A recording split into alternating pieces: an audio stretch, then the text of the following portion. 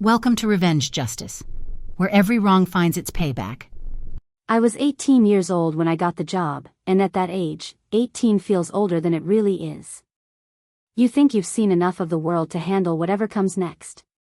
You think you're tougher than you are. You think people will treat you like an adult just because you've decided to act like one. This was the early 2000s. No smartphones. No constant connection. No location sharing. If you told someone you were going to work, they had no way of knowing where you actually ended up for the next 12 hours. And that mattered more than I understood at the time. The job was in the Canadian oil patch, and for a kid fresh out of high school, it felt like winning the lottery. $20 an hour. No experience. No degree. No interview questions that mattered. You showed up. You worked. You got paid. Minimum wage back then was under $6. Everyone I knew was flipping burgers, stocking shelves, or mowing lawns for gas money. I was making real money. Enough to help my family. Enough to feel independent. Enough to feel like maybe I'd figured something out early. The job was called well testing. On paper, it sounded technical. Important. Like something only trained professionals did. In reality, it was half brute force, half patience. You'd haul equipment out to brand new oil and gas wells, sometimes hours from the nearest town. Steel pipes. Pressure tanks. Flare stacks. Everything was heavy, awkward, and sharp in the way that metal only is when it's designed to survive explosions. You'd set everything up, get the well flowing, then sit in a trailer while it ran. Gauges clicked. Numbers stabilized. You logged data into a computer so people in suits could decide what to do next. When the test was done, you tore it all down and moved on. The work was split into crews. 2-man crews working 12-hour shifts, or 4-man crews working 24-hour rotations. Each shift had one laborer and one supervisor. I was the laborer. Gary was my supervisor. Gary was in his mid-50s, though he looked older. Years of drinking had settled into his face permanently. His skin had that dull, reddish tone of someone whose body was always inflamed. His belly pushed against his work shirt. His knees creaked when he moved, which wasn't often. From the first day, it was clear how this was going to go. Gary didn't yell. He didn't threaten. He didn't raise his voice. He mocked. Everything I did was an opportunity. Too slow. Too quiet. Too dumb. If I asked a question, he'd sigh loudly, like I was exhausting him just by existing. If I made a mistake, he'd smirk and shake his head, then repeat it later like a story he couldn't wait to tell someone else. He only helped when he absolutely had to. Pipes too heavy for one person. Equipment that would have crushed me if I tried alone. Everything else was part of learning. Most of the time, he stayed in the trailer. DVDs played on a small screen. Old action movies. Sitcom reruns. He napped like it was a competitive sport. Once an hour, he'd wake up, type a few numbers into the computer, then go right back to sleep. Meanwhile, I did everything else. I didn't complain. Not because it was fair, but because I needed the job. I'd dealt with bullies before. School teaches you that kind of endurance early if you're unlucky. You learn that reacting gives them energy. Silence drains it. At least, that's what I told myself. Physically, I wasn't small. Over 6 feet tall. Strong enough to do the work. But confidence doesn't come from size. It comes from experience, and I didn't have any. Gary noticed that immediately. One afternoon, he handed me a power drill and watched me hesitate. Never used one before, he asked. I shook my head. He laughed. Not loudly. Just enough to sting. Didn't your dad teach you anything? I answered honestly. I told him my dad had only been around for a few years when I was a kid. Gary nodded. Thought about it.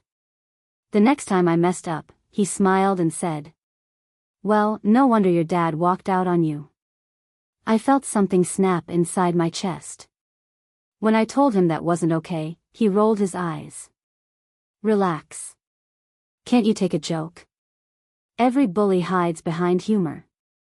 It gives them cover. Plausible deniability. If you react, you're sensitive. If you don't, they win. We worked far from town. Sometimes 90 minutes.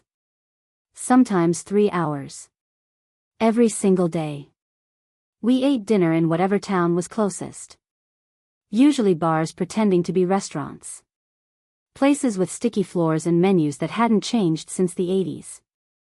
Gary drank every night. Not 1 or 2 drinks.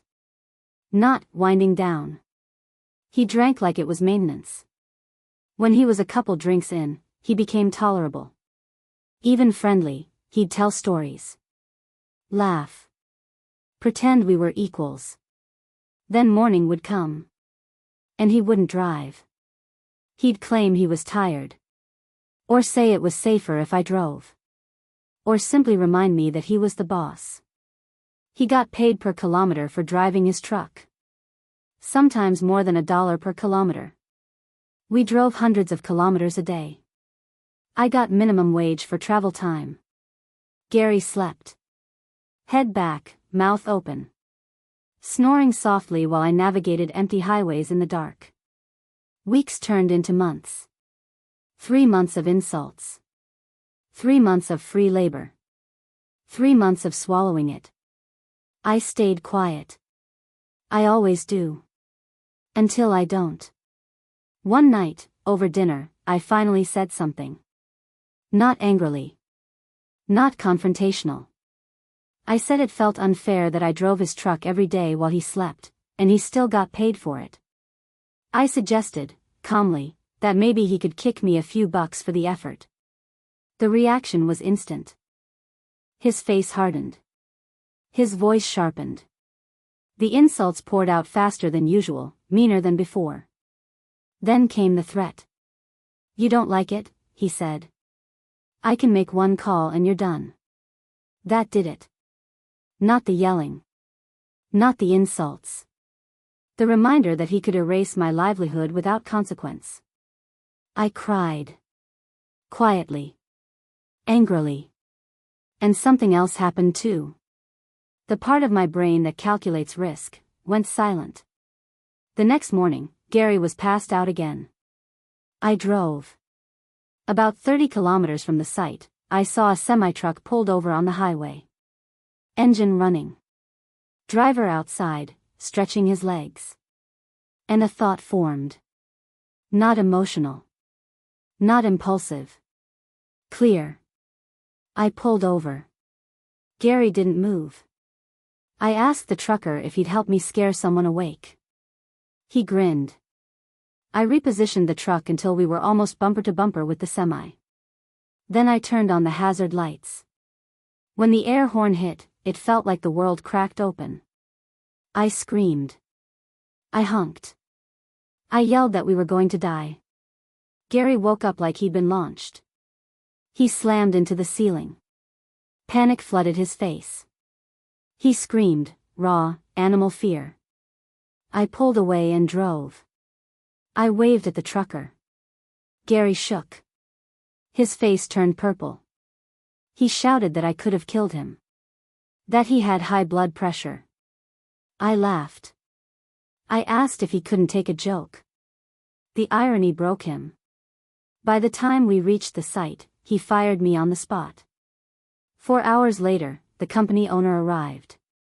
Gary wanted the police. He told a story where I was a psychopath. Then I told the truth. The owner laughed. I wasn't fired. I was reassigned. Gary lost his authority. And the job suddenly became peaceful. I didn't feel proud. But I felt free. Sometimes, bullies don't stop when you ask them to. They stop when they feel powerless. And sometimes, silence isn't weakness. It's patience. If you enjoyed this story, like the video, subscribe to the channel, and turn on notifications for more real-life stories where karma, patience, and quiet decisions change everything.